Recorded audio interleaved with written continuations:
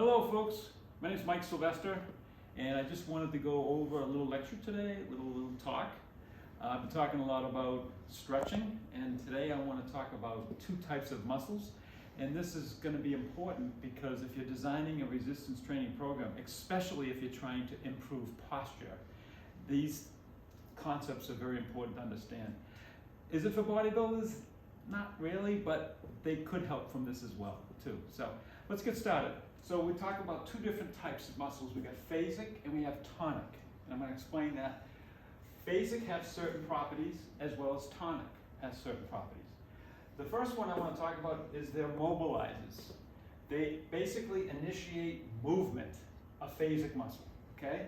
It's multi-arthrodial, big word. Basically it means it crosses more than one joint. So that makes sense, right? We're going to talk about the bicep in a second. It crosses more than one joint. It crosses the shoulder and it crosses the elbow. So it allows movement, okay? Then they're more superficial. So think of tonic more as stabilizers and phasic more as initiating movement. And then they're more anaerobic, which is another way of saying fast twitch. So they're actually built for strength and movement, like we said. An example, like I said, is a bicep. So that's phasic, more superficial. We're talking now tonic. Tonic muscles are stabilizers. They're uniarthrodial. They only cross one joint. The example here would be the rhomboids, which we'll talk about in a second, which is the middle of the back.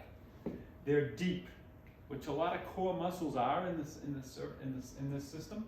And the aerobic, the slow twitch. So think about it. If you're going to stand up tall all day, those muscles have to be on all the time in order for you not to roll forward, like if you're on your phone or if you're at your computer desk. So these are more built for stability and long contractions. They're more best suited for isometric contractions, holding postures. Again, the rhomboids. So let's look at the rhomboids in more detail.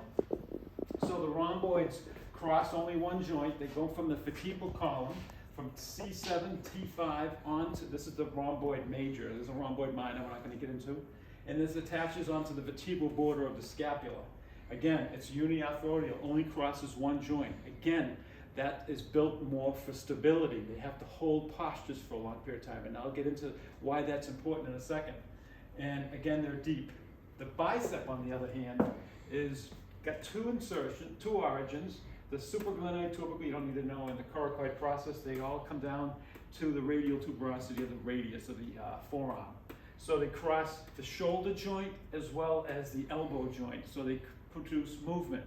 So if we're talking about a strength training program, we want to emphasize for posture, we want to do rows, but holding the position for a good amount of time, like maybe 30 seconds to a minute. But remember, they're not really designed for heavy loads because they're more postural. So you're going to hold that for a longer period of time. So rather than doing isotonic or movement, you just hold the posture for like maybe 30 seconds to a minute or even 2 minutes. But pick a weight that's going to allow you to do that. So a bicep, or the more phasic muscles, would be more what a bodybuilder would do. More weight, more reps, typical isotonic, concentric eccentric motions. So if we want to talk about an example of someone that has a really bad posture, there's a guy back in the late 1800s, early 1900s. His name was Vladimir Janda. He coined these many terms, but one of them was upper cross syndrome, which is characterized, I'm making this very simple. Tight pecs, or the shoulder, the chest muscles, which pull you forward, and then weak upper back muscles, the rhomboids and the serratus anterior, which is not listed here.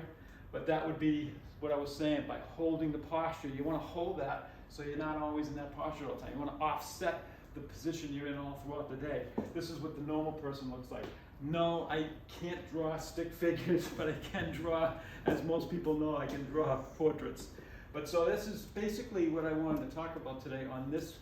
We're going to go to another section of this, and we're going to look at some of the exercises, what I talk about next.